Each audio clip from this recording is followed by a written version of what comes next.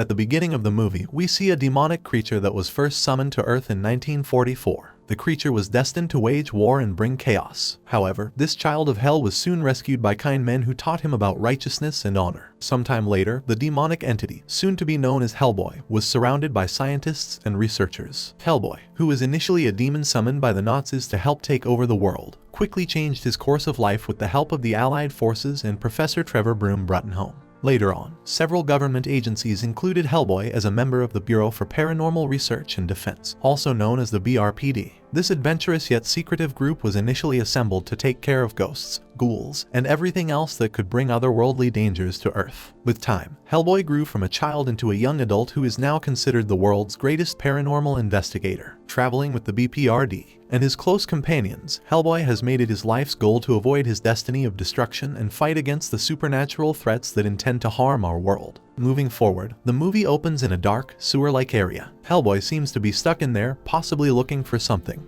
Just as he's talking to his colleague, a massive creature comes charging toward him. The metallic, minotaur-like monster starts attacking HellBoy. While the two are engaged in battle, Abe Sherman comes onto the scene and helps his friend. The two try their best to distract and attack the minotaur. Finally, after intensely battling the monster, HellBoy manages to take him down. Abe Sherman then destroys all its mechanical parts to ensure complete safety. While all this is happening, a strange woman stares at the two and grimaces. Before leaving, HellBoy tells his colleague, Liz Sherman, to inform Professor Bruttenholm about the incident. However, it turns out that the elderly professor has already gone to sleep. The man, supposedly dreaming, sees himself in a cemetery. The scene then shifts to a flashback. It's 1939, and Professor Bruttenholm is busy investigating a series of murders. He, along with his team, walks inside a ghastly building that seems to have a lot of ancient artifacts. As the group looks around, they end up finding fresh blood all over the floor. When Father Lupescu, one of the team members present there, starts to look around, he sees terrible sights. He's deeply frightened but continues with the team nonetheless. The only reason he's a part of this investigation is that a young girl named Anna has gone missing recently. Soon, the team discovers a photo frame that belongs to a woman named Erzabet Andrushko. She happens to be a deadly vampire who bathes in the blood of innocents to stay young.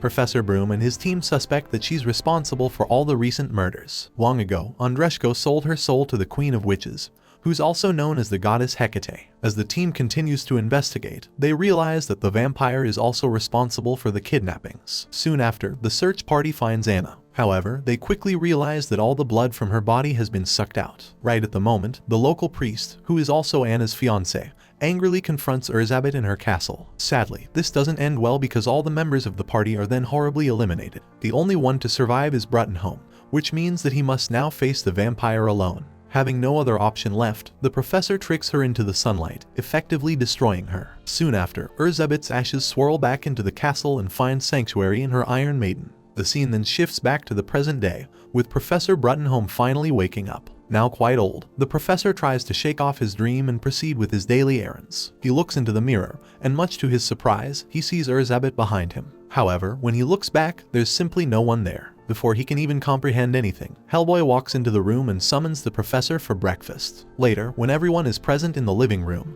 an intervention occurs. It turns out that one of the newly purchased mansions in the Hamptons is being marked as haunted. Additionally, the property belongs to Oliver Trumbold, a friend of the U.S. senator whose hands are deep into the BPRD's budget. Because of this very reason, HellBoy and his team are sought for an investigation. After learning about the mansion, HellBoy immediately claims that this is all a publicity stunt. However, Professor Bruttenholm doesn't agree with that and takes a keen interest in the project. A while later, HellBoy and his team are sent to the Hamptons. Surprisingly, they're being accompanied by the professor himself. HellBoy thinks this is strange, because Bruttenholm hasn't been on a mission in over 15 years. During the journey, HellBoy notices that the professor is awfully quiet. However, before he can even ask anything, one of the team's agents starts talking about the haunted mansion's eccentric history. It turns out that the owner had once played host to a pagan fertility cult there. Hearing this, everyone simply assumes that the hosting might be the reason for all the hauntings. Soon after, the team reaches the haunted mansion. There, they are greeted by a butler who seems strange and shady. Just as they enter the place, Oliver Trumbold arrives and thanks them all for the investigation.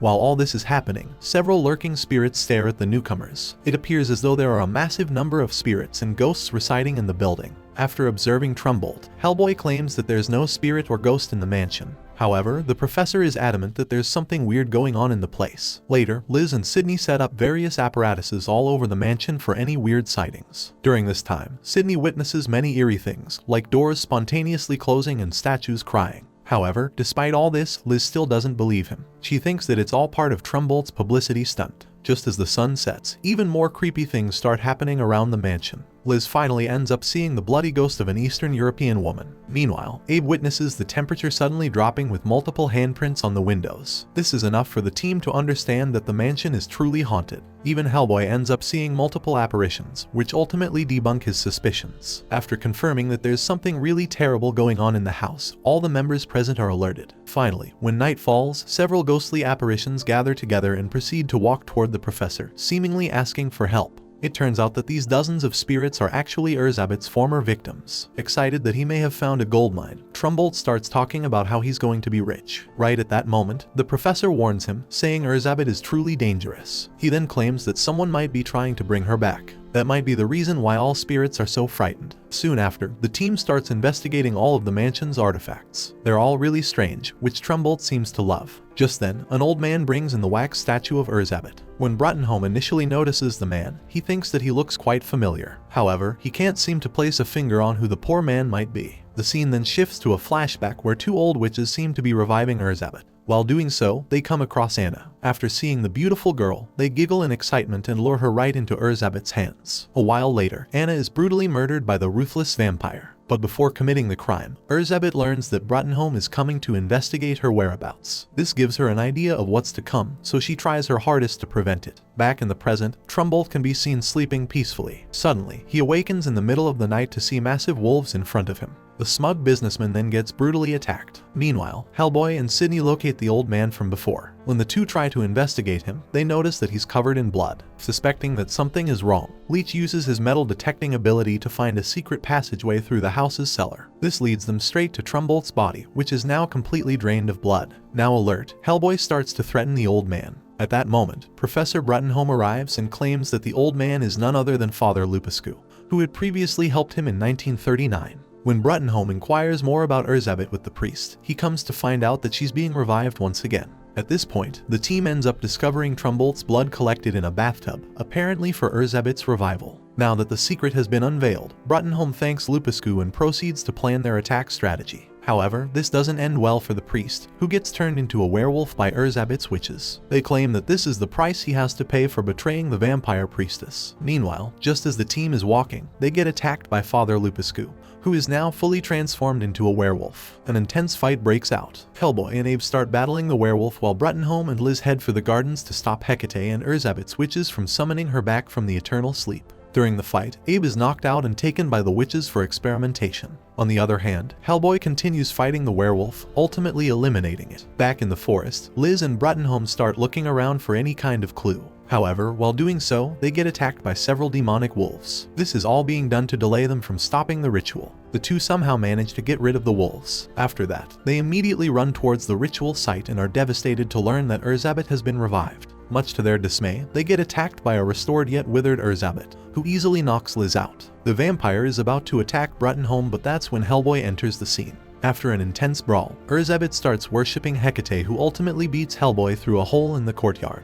The priestess then takes Bruttenholm back to the mansion. Meanwhile, under the estate, HellBoy meets Hecate, who is perplexed as to why he helps the mortals. After a while of sweet talking, Hecate tries to lure HellBoy to the dark side. However, the latter bluntly refuses to do so and walks away. Now enraged, Hecate tries to stop HellBoy at any cost. She gets her snakes to attack him just to make sure that he doesn't get to re-enter the mansion. On the other hand, Abe finally manages to escape the evil witches once and for all. He tries to eliminate them, but unfortunately, the two fly away. Meanwhile, Liz manages to defeat the demonic wolves with her pyrokinetic energy. The two colleagues finally meet outside the mansion, where they make sure that the other is okay. Back inside the mansion, Erzabet bathes in Trumbolt's blood and rejuvenates herself. However, she begins to wither and decay again. It turns out that Bruttenholm had already poisoned the blood with holy water. When the evil vampire lunges at him, Bruttenholm simply stakes her through the heart, which ultimately turns her back to dust. Finally freed from their torment, the spirits of the house fade away, including Father Lupescu. When Hecate learns about Erzsébet's passing, she is infuriated.